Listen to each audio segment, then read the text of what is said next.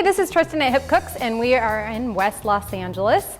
And today we're going to talk about prime rib, also known as a standing rib roast. So this is the beast we have in front of us, and this is a 3-rib, well, this is a 2-rib, now that I take a closer look at it, a 2-rib standing rib roast.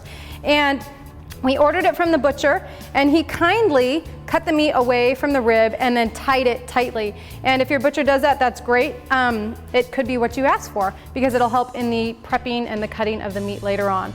So this is a classic dish for holidays, for Christmas, if you celebrate Christmas.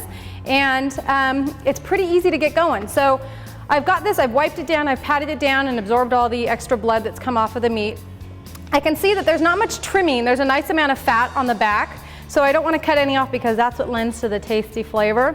So all I need to do is salt and pepper it. I have some sea salt here, and I'll just rub the meat with salt and pepper and then pop it in the oven. I have the oven set at 450, and the oven is set really high to begin with because I want to give it a hot roast to create a crust around the outside of the meat. So it will be in the oven for about 10 minutes. At that temperature. And the reason for the crust is to help keep all the moisture inside of the standing rib roast while it cooks. We don't want all those delicious juices floating out into the pan, even though those will make for a nice jus at the end. So this guy is good to go. I like to cook my standing rib roast to medium rare, which means with my thermometer it will test at 120. So I'm looking to take it out of the oven at that time. But first, let's get it in the oven for 10 minutes to get that crust. Okay, 10 minutes on high. After 10 minutes, I'll reduce the heat to 250. And at that time, my roast, which is 6 pounds, will stay in there for about an hour and a half because you figure between 15 and 30 minutes per pound. What will ultimately tell me to take it out is that instant thermometer read of 120. Okay, it's been 10 minutes, so I'm ready to turn the oven down to 250. Okay, oven is down to 250 and I set the timer for about an hour and a half, but I will check it a little bit before just with my thermometer to make sure it doesn't get overcooked. Nothing worse than an overcooked prime rib. So keep your eye on it, about hour and 20 minutes time. Okay, it's time to take the prime rib out of the oven. I've put the thermometer in and it was at 120, so we know that's ready to go. I'm gonna pull that on out.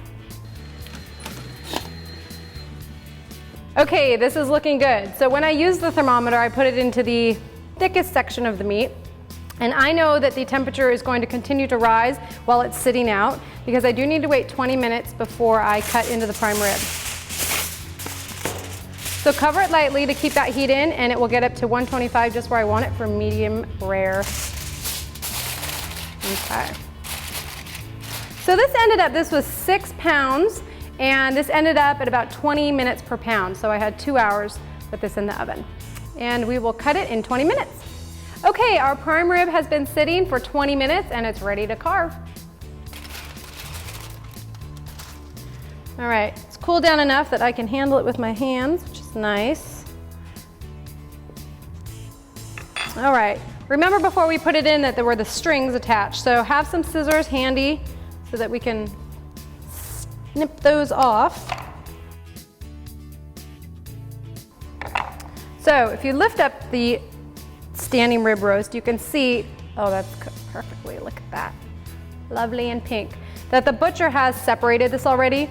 You can decide how you want to serve the prime rib. Some people enjoy the bones, and so they will want to be able to put those on the plate to gnaw on them. That would be me. So I'll just cut those off to separate them. And it's an easy cut right down through the bone. You can see that we have 2 bones here.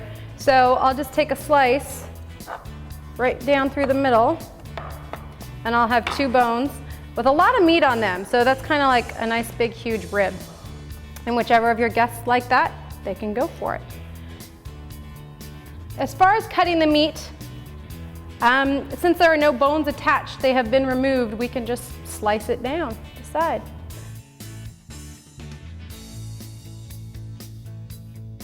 So you can decide on the width of your slices. It's up to you.